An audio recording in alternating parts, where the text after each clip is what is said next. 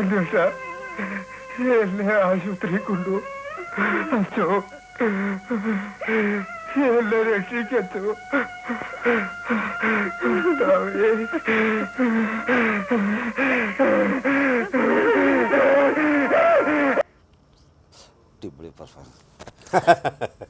ഇത് ഈ പടം കഴിഞ്ഞപ്പോൾ ഞാൻ ഇപ്പോൾ കൂടെ കണ്ടപ്പോൾ തന്നെ എനിക്ക് അതായത് ഈ പടത്തിൻ്റെ ശശിയേട്ടൻ ഈ പടം ഷൂട്ടിംഗ് നടന്ന സമയത്ത് എൻ്റെ അടുത്ത് പറയുന്നത് ഇതിനകത്തൊരു ക്യാരക്ടർ, എൻ്റെ ഈ ക്യാരക്ടറിൻ്റെ ഒരു എൻഡ് സാധനം വരുന്നുണ്ട്.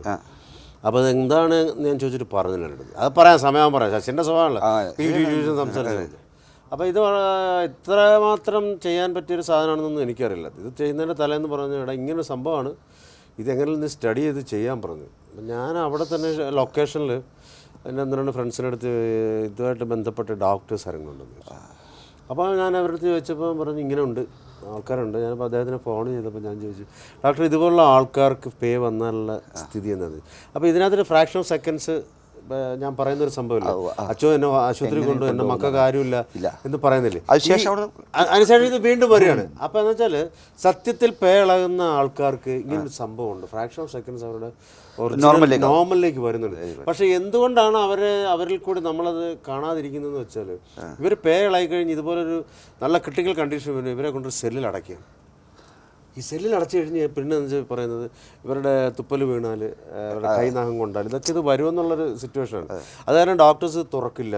പിന്നെ ഇവർക്ക് ഈ ഇഞ്ചക്ഷൻ ചെയ്യുന്നതെന്ന് വെച്ചാൽ പണ്ടത്തെ ഇപ്പം ചേഞ്ചസ് ഉണ്ട്. പണ്ടൊക്കെ ഇങ്ങനെ സൂചി എറിഞ്ഞ് പിടിപ്പിക്കുക, ഇവരുടെ ഈ ലോകത്ത് ദൂരെ നിന്ന് അങ്ങനെ എറിഞ്ഞ് സ്റ്റിക്ക് ചെയ്തിട്ട് തന്നെത്താൻ ഇഞ്ചക്ട് ചെയ്ത് കയറി കഴിയുമ്പോൾ ഇവരങ്ങ് മയങ്ങിപ്പോവും. പക്ഷേ ഒരു 45 മിനിറ്റ്സ് 1 hour വരെ മയങ്ങുക.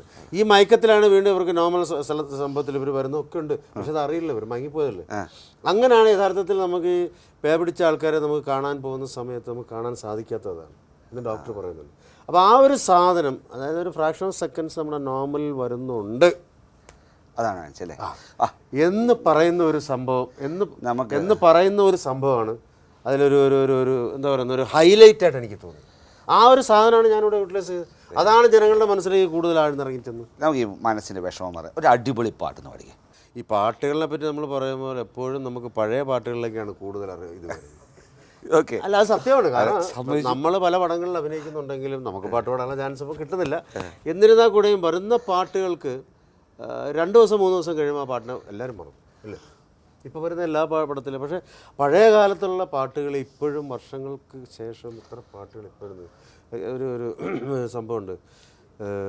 നദിക്കകത്ത് ദാസേട്ടൻ പാടിയൊരു സാധനമുണ്ട്, 1000 പാദസരങ്ങൾ കിലുങ്ങി ആലുവാപ്പുഴ പിന്നെയുമൊഴുകി, ആരും കാണാതെ ഓളവും തീരവും ആലിംഗനങ്ങളിൽ മുഴുകി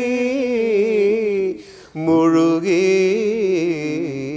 1000 പാദസരങ്ങൾ കിലുങ്ങി ആലുവാപ്പുഴ പിന്നെയുമൊഴുകി.